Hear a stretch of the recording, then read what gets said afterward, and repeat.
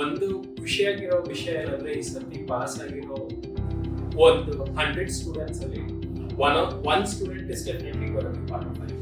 ಇವಾಗ ಎಷ್ಟೊಂದು ಜನಕ್ಕೆ ಒಂದು ಕ್ವಶನ್ ಮಾರ್ಕ್ ಇರುತ್ತೆ, ಮಿಡ್ ಸೈಜ್ ಫಾರ್ಮ್ ಅಲ್ಲಿ ವರ್ಕ್ ಮಾಡ್ಬೇಕಾ ಅಥವಾ ಇಲ್ಲ ಅಂತಂದ್ರೆ ಬಿಗ್ ಫೋರ್ ಅಲ್ಲಿ ವರ್ಕ್ ಮಾಡ್ಬೇಕಾ ಅನ್ನೋದು ಕ್ವಶನ್ ಮಾರ್ಕ್ ಇರುತ್ತೆ. CA ಇಂಟರ್ಮೀಡಿಯೇಟ್ ಆದ್ಮೇಲೆ ಫಸ್ಟ್ 2 ಟ್ರೈನಿಂಗ್ ಕಂಪಲ್ಸರಿ ಇದೆ CA ಇನ್ಸ್ಟಿಟ್ಯೂಟ್. ಓಕೆ, ನಿಮ್ಮ ಸ್ಟೂಡೆಂಟ್ಸ್ ಈಗ CA ಇಂಟರ್ಮೀಡಿಯೇಟ್ ಆದ್ಮೇಲೆ ಅವ್ರಿಗೆ ಏನು ಸಜೆಸ್ಟ್ ಮಾಡ್ತೀರಾ ಅಥವಾ ಅವ್ರಿಗೆ ಗೈಡೆನ್ಸ್ ಏನು ಕೊಡ್ತೀರಾ?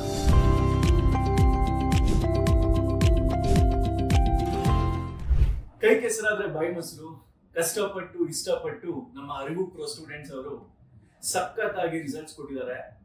ಫಸ್ಟ್ ಆಫ್ ಆಲ್ ಅದಕ್ಕೆ ಕಂಗ್ರಾಚುಲೇಷನ್ಸ್ ಹೇಳ್ಬೇಕು ಎಲ್ಲಾರ್ಗು. ಈ ಸಕ್ಸಸ್ ನ ಮುಂದೆ ಹೆಂಗ್ ತಗೊಂಡೋಗ್ಬೇಕು ಅನ್ನೋದನ್ನ ಒಂದು ಕ್ವಶನ್ ಅಲ್ವಾ? ಈ ಸ್ಟೂಡೆಂಟ್ಸ್ ಮುಂದೆ ಏನ್ ಮಾಡ್ಬೇಕು, CA ಇಂಟರ್ಮೀಡಿಯೇಟ್ ಆದ್ಮೇಲೆ ಏನ್ ಮಾಡ್ಬೇಕು ಅನ್ನೋದಕ್ಕೆ ನಾನು ಇವತ್ತು ಅರಿವು ಪ್ರೋ ಅಕಾಡೆಮಿಯ ಫೌಂಡರ್ ನ ಮೀಟ್ ಮಾಡಿಸ್ತಾ ಇದೀನಿ. Meet mister Arjun. Congratulation sir. Thank you. ಈ ಅರಿವು ಪ್ರೋ ಸಂಸ್ಥೆ ಫೌಂಡರ್ ಆಗಿ ಈ CA ಇಂಟರ್ಮೀಡಿಯೇಟ್ ಪಾಸಿಂಗ್ ಪರ್ಸೆಂಟೇಜ್ ಬಗ್ಗೆ ಏನ್ ಹೇಳ್ತೀರಾ? ಒಂದು ಖುಷಿಯಾಗಿರೋ ವಿಷಯ ಏನಂದ್ರೆ ಈ ಸರ್ತಿ ಪಾಸ್ ಆಗಿರೋ ಒಂದು 100 ಸ್ಟೂಡೆಂಟ್ಸ್ ಅಲ್ಲಿ one student is definitely gonna be part of life.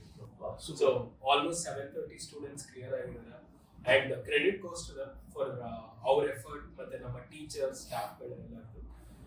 So ತುಂಬಾನೇ ಖುಷಿ ಆಗುತ್ತೆ. When the passing percentage was ರಫ್ಲಿ ಅರೌಂಡ್ 7-8%, ಈಗ 20% 30% ವರೆಗೂ ಜಾಸ್ತಿ ಆಗಿದೆ. Good news for the students to put in that effort to make sure that they can complete the journey. Okay, ನಿಮ್ಮ students ಈಗ CA ಇಂಟರ್ಮೀಡಿಯೇಟ್ ಆದ್ಮೇಲೆ ಅವ್ರಿಗೆ ಏನ್ ಸಜೆಸ್ಟ್ ಮಾಡ್ತೀರಾ ಅಥವಾ ಅವ್ರಿಗೆ ಗೈಡೆನ್ಸ್ ಏನ್ ಕೊಡ್ತೀರಾ? ಓಕೆ, CA ಇಂಟರ್ಮೀಡಿಯೇಟ್ ಆದ್ಮೇಲೆ ಫಸ್ಟ್ 2 ಟ್ರೈನಿಂಗ್ ಕಂಪಲ್ಸರಿ ಇದೆ CA ಇನ್ಸ್ಟಿಟ್ಯೂಟ್ ಗಳಿಂದ. ಅದ್ ಮಾಡ್ಲೇಬೇಕು. ಒಂದು ಬಂದು ITT ಅಂತ ಇನ್ಫಾರ್ಮೇಶನ್ ಟೆಕ್ನಾಲಜಿ ಟ್ರೈನಿಂಗ್, ಇನ್ನೊಂದು management and communication skills training ಅಂತ. ಇದು ಮಾಡಿದ ನಂತರನೇ ಅವರು ಆರ್ಟಿಕಲ್ಶಿಪ್ ಸ್ಟಾರ್ಟ್ ಮಾಡಬಹುದು. ಸೊ ಈ ಟ್ರೈನಿಂಗ್ ಫಸ್ಟ್ ಹೋಗಿ ಕಂಪ್ಲೀಟ್ ಮಾಡಿ ನೆಕ್ಸ್ಟ್ ಬಂದು ಅವ್ರ ಆರ್ಟಿಕಲ್ಶಿಪ್ ಜಾಯ್ನ್ ಆಗ್ಬೋದು. ಇದು ಮಾಡಿದ ತಕ್ಷಣ ಏನಾದ್ರು ಇಲ್ಲ ನಾನು ಇಲ್ಲಿಗೆ ಸ್ಟಾಪ್ ಮಾಡ್ಬೇಕು ಅಂತ ಇದ್ರೆ ಅವರು ATC ಅನ್ನೋ ಒಂದು ಸರ್ಟಿಫಿಕೇಟ್ ನ ಅಕೌಂಟಿಂಗ್ ಟೆಕ್ನಿಷಿಯನ್ ಕೋರ್ಸ್ ಸರ್ಟಿಫಿಕೇಟ್ ಗೆ ಅಪ್ಲೈ ಮಾಡಿ they can stop it at this. But I would recommend ಇಷ್ಟು ದೂರ ಬಂದವರಿಗೆ ಈಗ ಹೊಸ ಸ್ಕೀಮ್ ಪ್ರಕಾರ it's more easier, complete it off in next 2 years. Okay, so GMCS ಮತ್ತೆ ITT training is mandatory. It's mandatory. Okay, ಇದಾದ ತಕ್ಷಣ ಆರ್ಟಿಕಲ್ಶಿಪ್ Correct. ಸೊ ಆರ್ಟಿಕಲ್ಶಿಪ್ ಎಷ್ಟು ವರ್ಷ ಮಾಡಬೇಕು? ಆರ್ಟಿಕಲ್ಶಿಪ್ ಈಗ ಹೊಸ ಸ್ಕೀಮ್ ಅಲ್ಲಿ ಮೊದಲು 3 ವರ್ಷ ಇತ್ತು, ಅದನ್ನ ಈಗ ಕಟ್ ಡೌನ್ ಮಾಡಿ 2 ವರ್ಷ ಬಂದಿದ್ದಾರೆ. ಸೊ GMCS ITT ಆರ್ಟಿಕಲ್ಶಿಪ್ ಆದ್ಮೇಲೆ ಫೈನಲ್ ಹೋಗ್ಬೇಕು. ಕರೆಕ್ಟ್. ಸೊ ದಿಸ್ ಇಸ್ ಇದು standard correct. So GMCS ITT ಬರೆದ ನಂತರ ಅವ್ರ ಆರ್ಟಿಕಲ್ಶಿಪ್ ಗೆ ಎಲಿಜಿಬಲ್ ಆಗ್ತಾರೆ. So they can start applying for firms. ಅಲ್ಲಿ ಅವ್ರದ್ದು ಟ್ರೈನಿಂಗ್ ಫೇಸ್ ಇರುತ್ತೆ 2 ವರ್ಷ, ಮುಗಿತಾದಂಗೆ ಅವ್ರ ಎಕ್ಸಾಮ್ಗೆ ಎಲಿಜಿಬಲ್ ಆಗ್ತಾರೆ. ಸೊ ಇದು ಮಾಡ್ತಾ ಇದ್ದಂಗೆ CA ಫೈನಲ್ ಎಕ್ಸಾಮ್ಸ್ ಗೆ ಪ್ರಿಪೇರ್ ಆಗ್ಬೋದಾ ಅಥವಾ ಇದೆಲ್ಲ ಕಂಪ್ಲೀಟ್ ಆದ್ಮೇಲೆ final exam? CA final exams syllabus vast ಇದೆ ಅಂಡ್ ಮೊದಲ ತರ 8 ಸಬ್ಜೆಕ್ಟ್ ಇಲ್ಲ 6 ಸಬ್ಜೆಕ್ಟ್ ಇದೆ. So what I would recommend to students is ಈ CA ಫೈನಲ್ ಪೇಪರ್ ನ don't keep it to last 6 months for preparation. Start preparing along with your articleship. So ನೀವು clean ಆಗಿ plan ಮಾಡಿದ್ರೆ ಒಂದು ಸಬ್ಜೆಕ್ಟ್ ಮಾಡ್ಲಿಕ್ಕೆ 2.5 ಇಂದ 3 ತಿಂಗಳು ಬೇಕಾಗುತ್ತೆ. So just after this set into articleship ಮೊದಲಿಂದಾನೆ ಒಂದು ಶೆಡ್ಯೂಲ್ ಮಾಡ್ಕೊಂಡು ಕ್ಲಾಸಸ್ ಮತ್ತೆ ಪ್ರಿಪರೇಷನ್ ಸ್ಟಾರ್ಟ್ ಮಾಡಿದ್ರೆ that will be ideal. Almost around 18 months preparation ಬೇಕಾಗುತ್ತೆ ಫೈನಲ್ ಮಾಡ್ಲಿಕ್ಕೆ. I'm not trying to demean any of them. ಆದ್ರೆ ಕರೆಕ್ಟ್ ಆಗಿ ನಾನು ಒಂದ್ಸತಿನೇ ಓದಿ ಪಾಸ್ ಆಗ್ಲೇಬೇಕು ಅಂತಂದ್ರೆ it's better that they start their preparation along with their articleship. Okay, so ಈ ಆರ್ಟಿಕಲ್ಶಿಪ್ ಬಗ್ಗೆ ಮಾತಾಡ್ತಾ ಇದ್ರಿ. ಸೊ ಈ ಆರ್ಟಿಕಲ್ಶಿಪ್ ಅನ್ನೋದು ಇವಾಗ ಎಷ್ಟೊಂದು ಜನಕ್ಕೆ ಒಂದು ಕ್ವಶನ್ ಮಾರ್ಕ್ ಇರುತ್ತೆ, ಮಿಡ್ ಸೈಜ್ ಫಾರ್ಮ್ ಅಲ್ಲಿ ವರ್ಕ್ ಮಾಡ್ಬೇಕಾ ಅಥವಾ ಇಲ್ಲ ಅಂತಂದ್ರೆ ಬಿಗ್ ಫೋರ್ ಅಲ್ಲಿ ವರ್ಕ್ ಮಾಡ್ಬೇಕಾ ಅನ್ನೋದೊಂದು ಕ್ವಶನ್ ಮಾರ್ಕ್ ಇರುತ್ತೆ. ಸೊ ನಿಮ್ ಸಜೆಷನ್ ನೀವ್ ಹೆಂಗ್ ಮಾಡ್ತಾ ಇದ್ದೀರಿ? ಓಕೆ, ನಾನ್ ಮಿಡ್ ಸೈಜ್ ಅಲ್ಲಿ ಮಾಡಿದ್ರೆ ನನ್ನ ಫ್ರೆಂಡ್ಸ್ ಎಲ್ಲ ಬಿಗ್ ಫೋರ್ ಅಲ್ಲಿ ಮಾಡಿದ್ರು. So I am just sharing 2-3 things. If somebody is extremely clear ನಾನು ಕರಿಯರ್ ಅನ್ನೋದು ಕಾರ್ಪೊರೇಟ್ ಅಲ್ಲಿ ಬಿಲ್ಡ್ ಮಾಡಬೇಕು, ನನಗೆ ಒಂದು ಏರಿಯಾದಲ್ಲಿ ಸ್ಪೆಷಲೈಸ್ ಆಗಬೇಕು ಅಂತ ಇದ್ರೆ then big four is the right choice. ಏನಂತಂದ್ರೆ ಬಿಗ್ ಫೋರ್ ಅಲ್ಲಿ ಏನಾಗುತ್ತೆ, ನೀವು ಒಂದ್ಸತಿ ಆಡಿಟ್ ಡಿಪಾರ್ಟ್ಮೆಂಟ್ ಹೋದ್ರೆ you only specialize in audit. Tax department ಹೋದ್ರೆ ಟ್ಯಾಕ್ಸ್ ಅಲ್ಲಿ ಸ್ಪೆಷಲೈಸ್ ಮಾಡ್ತೀರಾ. 2 ವರ್ಷ ನಿಮ್ಗೆ ಬೇರೆ ಯಾವುದಕ್ಕೂ ಎಕ್ಸ್ಪೋಜರ್ ಸಿಗಲ್ಲ.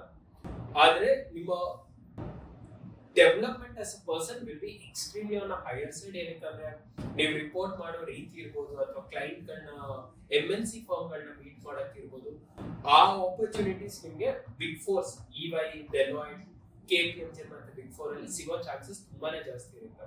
ಬಟ್ ಏನಾಗುತ್ತೆ, ನೀವು ಒಂದೇ ಏರಿಯಾನ ಸ್ಪೆಷಲೈಸ್ ಮಾಡ್ತಾ ಹೋಗ್ತೀರಾ. ನಿಮ್ಗೆ ಇಲ್ಲ I want to set up my own practice, ನನಗೆ ಎಲ್ಲಾನು ಇನ್ನೂ ಕ್ಲಾರಿಟಿ ಇಲ್ಲ ಯಾವ್ದ್ರಲ್ಲಿ ಮಾಡಬೇಕು ಅಂತ, but I want to learn different things ಅಂತಂದ್ರೆ then joining a mid size firm is better. ಏನಕ್ಕಂದ್ರೆ ಒಂದು ಮಿಡ್ ಸೈಜ್ ಫರ್ಮ್ ಅಲ್ಲಿ ಒಂದು ನಿಮ್ಗೆ ಅಕೌಂಟ್ಸ್ ಇಂದ ಹಿಡಿದು audit, taxation, even client representation and tribunals ಎಲ್ಲಾನು ಮಾಡೋದಕ್ಕೆ ಅವಕಾಶ ಸಿಗುತ್ತೆ.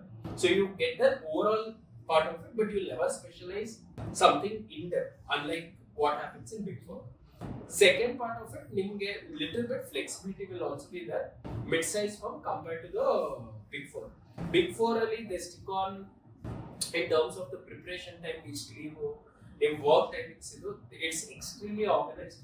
Mid-size firm ali you will learn more from your boss personal age, nim peers galtena kaliyadutte, and also like I said, you will learn everything, not just one particular area. Very few mid-size firm get into that specialization, but more or less ಎಲ್ಲಾನು exposure ಸಿಗುತ್ತೆ. Okay, leaves ಬಗ್ಗೆ ಮಾತಾಡ್ತಾ ಇದ್ರಿ. As A student ಇವಾಗ ನಾನೇ ಮಾಡ್ಬೇಕು ಅನ್ನೋದಿದ್ರೆ, ಇವಾಗ articleship ಮಾಡ್ತಾ ಇರ್ಬೇಕಾದ್ರೆ ತುಂಬಾ ಓದೋದಿದ್ದೇ ಇರುತ್ತೆ. ಸೊ ಸೈಮಲ್ಟೇನಿಯಸ್ ಆಗಿ ಎಕ್ಸಾಮ್ಗೂ ಪ್ರಿಪೇರ್ ಆಗಬೇಕು, ಈ ಕಡೆ ಜಾಬ್ ಕೂಡ ಮಾಡಬೇಕು, ಆರ್ಟಿಕಲ್ಸ್ ಕೂಡ ಮಾಡಬೇಕು. ಸೊ ಮಿಡ್ ಸೈಜ್ ಫಾರ್ಮ್ ಅಲ್ಲಿ ಜಾಸ್ತಿ ಬೆನಿಫಿಟ್ ಇರುತ್ತಾ ಅಥವಾ ಬಿಗ್ ಫೋರ್ ಅಲ್ಲಿ ಜಾಸ್ತಿ ಬೆನಿಫಿಟ್? ಓಕೆ, ಲೀವ್ಸ್ ನೋಡಕ್ ಹೋದ್ರೆ ಬಿಗ್ ಫೋರ್ ಅಲ್ಲಿ ಒನ್ಸ್ ದೇ ಡಿಸೈಡ್ ದಟ್ ನಿಮ್ದು ಆರ್ಟಿಕಲ್ಶಿಪ್ ಪೀರಿಯಡ್ ಮುಗೀತು, ನೆಕ್ಸ್ಟ್ 3 months or 6 months ನಿಮ್ ಲೀವ್ ಆದ್ರೆ ಅವ್ರು ನಿಮ್ಗೆ ತುಂಬಾ, because they work in system, it's very less that they give you, they come and interfere in your preparation. Mid size firm ಅಲ್ಲಿ ಇದೊಂದು ನಾನು ನೋಡಿದ್ದೇನೆಂದ್ರೆ, because you get to work with client so closely, and ನಿಮ್ಮ objective also will be to set up your own practice. Even though it's a study leave, ಸ್ವಲ್ಪ availability ಇರಲೇಬೇಕಾಗುತ್ತೆ, because you are building that client for your long term benefit. Even though they give you the same leave, nimgene, because you have built that client, you will be doing that bit of extra work over and above during your study leave also. Okay, so one the last question. So Arivu Pro ಇವಾಗ CA intermediate ಆದ್ಮೇಲೆ student ಗೆ ಹೆಂಗ್ help ಆಗುತ್ತೆ? Because ಇವಾಗ ನೀವು PAN India ಇದ್ದೀರಾ, CA ಮಾಡ್ತಾ ಇವಾಗ ಫಾರ್ ಎಕ್ಸಾಂಪಲ್ ಇವಾಗ ನಾನು ಮುಂಬೈಯಿಂದ ಬರ್ತೀನಿ, ಇಲ್ಲ ಅಂತಂದ್ರೆ ಒಬ್ರು ಚೆನ್ನೈಯಿಂದ ಬರ್ತಾರೆ, ಇನ್ನೊಬ್ರು ಅವ್ರು ಇಲ್ಲಿ ಮೈಗ್ರೇಟ್ ಆಗಿರ್ತಾರೆ. ಸೊ ಅವ್ರಿಗೆ ಆಫ್ಲೈನ್ ಆನ್ಲೈನ್ ಅವೈಲಬಿಲಿಟಿ ಹೆಂಗ್ ಕೊಡ್ತಾ ಇದ್ದೀರಾ? ಸೊ CA ಇಂಟರ್ಮೀಡಿಯೇಟ್ ಆಗಿರೋ ಸ್ಟೂಡೆಂಟ್ಸ್ಗೆ ಅರಿವು ಪ್ರೋ ಕಡೆಯಿಂದ 2-3 ಹೆಲ್ಪ್ ಮಾಡ್ತೇವೆ. ಒಂದು, ನಮ್ಮ ಪೋರ್ಟಲ್ ಅಲ್ಲಿ ಆರ್ಟಿಕಲ್ಶಿಪ್ ಇರೋ ಫರ್ಮ್ಸ್ ಎಲ್ಲಾನು ನಾವು ಲಿಸ್ಟ್ ಮಾಡಿದ್ದೀವಿ. So they don't have to keep calling different places. Direct ಆಗಿ ಒಂದೇ ಜಾಗದಲ್ಲಿ ಎಲ್ಲಾ CA ಫರ್ಮ್ಸ್ ಯಾರನ್ನ ಕಾಂಟ್ಯಾಕ್ಟ್ ಮಾಡಬೇಕು ಅನ್ನೋದು, ನಮ್ಗೆ ಅಪ್ರೋಚ್ ಮಾಡಿರೋ ಎಲ್ಲಾ ಫರ್ಮ್ಸ್ ಡೀಟೇಲ್ಸ್ ಇದೆ, including big fours. Second, study wise ನಾನು ಪ್ರಿಪೇರ್ ಆಗಬೇಕು ಅಂದ್ರೆ ನಮ್ಮ ಪೋರ್ಟಲ್ ಅಲ್ಲಿ ರೆಕಾರ್ಡೆಡ್ ಮತ್ತೆ ಲೈವ್ ಕ್ಲಾಸಸ್ ಮತ್ತೆ revision classes, CA final currently accounts FR paper ಇದೆ, ಬೇರೆ ಎಲ್ಲಾ ಪೇಪರ್ಸ್ ಅಪ್ಲೋಡ್ ಮಾಡ್ತಾ ಇದ್ವಿ. So they can also use it, so that ಅವ್ರ ಆರ್ಟಿಕಲ್ಶಿಪ್ ಅಲ್ಲಿ ಇದ್ದಾಗ ಏನಾದ್ರು ಕ್ಲಾಸ್ ಅಟೆಂಡ್ ಆಗಕ್ಕಾಗಿಲ್ಲ ಅಂದ್ರೂ ಅವ್ರಿಗೆ ರೆಕಾರ್ಡೆಡ್ ಕ್ಲಾಸ್ ಮಿಸ್ ಮಾಡಿದ್ರು ಸಿಗುತ್ತೆ.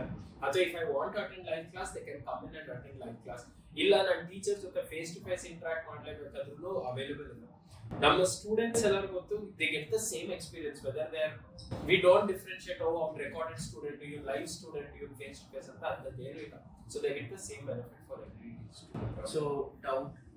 ಸೊ ಡೌಟ್ ಕ್ಲಿಯರಿಂಗ್ ಆಗಿರ್ಬೋದು, ಅದೇ ಹೇಳಿದ್ರೆ ಕೌನ್ಸಿಲಿಂಗ್ ಸಪೋರ್ಟ್ ಆಗಿರ್ಬೋದು, they can directly reach out to the faculties and they'll be extremely happy to help, because ನಾವೆಲ್ಲನೂ ನೋಡೋಕೆ 5 ವರ್ಷ 10 ವರ್ಷದಿಂದ ಸ್ಟೂಡೆಂಟ್ ಆಗಿ ಇಲ್ಲಿ ಬಂದಿರೋದು. So we understand what they're going through, and we are extremely, as long as they're not in class, they'll be more happy to help them out personally with regards to it. Thank you so much. ಇಷ್ಟೊಂದು ಮಾಹಿತಿ ಕೊಟ್ಟಿದ್ದಕ್ಕೆ. CA intermediate students ಯಾರೆಲ್ಲ pass ಆಗಿದ್ದೀರಾ, so ಈ video ನೋಡಿ ನಿಮಗೆ ಒಂದು ಅದ್ಭುತವಾದ ಇನ್ಫಾರ್ಮೇಶನ್ ಅರ್ಜುನ್ ಸರ್ ಕೊಟ್ಟಿದ್ದಾರೆ. ನಿಮ್ಗೆಲ್ಲರಿಗೂ ಮುಂದಕ್ಕೂ ಕೂಡ ಫ್ಯೂಚರ್ಗೂ ಕೂಡ ಒಳ್ಳೇದಾಗ್ಲಿ, ಆಲ್ ದ ಬೆಸ್ಟ್ ಅಂತ ಹೇಳ್ತಾ ಈ ಪಾಡ್ಕಾಸ್ಟ್ ಮುಗಿಸ್ತಾ ಇದ್ದೀನಿ. Thank you.